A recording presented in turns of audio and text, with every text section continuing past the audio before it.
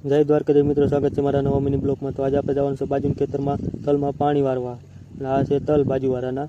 અને આપણે પછી એમાં પાણી આવી ગયું, કેમ કે પહેલાં મોટર ચાલુ થઈ ગઈ હતી અને આપણે કોથરો લઈ લીધું। પાણી એક સાઈડ કોથરો મૂકવું પડે, આપણે એટલું નાખવું રહ્યું।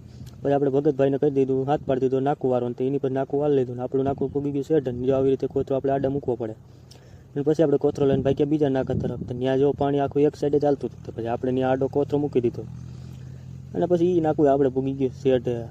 તો પછી ભગત આવી ગયો કોથરો મૂકવા, અને આપણે પછી એને કોથરો દઈ દીધો, કેમ કે પાણી એક સાઈડ હાલત કોથરો મૂકવું જ પડે। પછી આપણે ભાગ્યા ધોરિયા તરફ, કેમ કે આપણે નાકા વારવાના હતા। પછી આપણે ધોરિયા ફાઇનલ પૂગી આવ્યા, અને આપણે અહીંયા નાકા વારવાના ની પહેલાં તરસ લાગી તો આપણે ભાગ્યા પાણી પીવા, અને આપણે પછી પાણી ભરી લીધું અને મંડ્યા પછી આપણે પાણી પીવા, કેમ કે તરસ બહુ લાગી હતી। અને પછી આપણે વાળી લીધું નાકું રંગ કરી દીધું ચાલુ, પછી આપણું નાકું ફાઇનલી વળી ગયું, અને પછી આપણે પાણી પી ગયું તો આપણે ભાગ્યા ટાટર તરફ મોટર બંધ કરવા।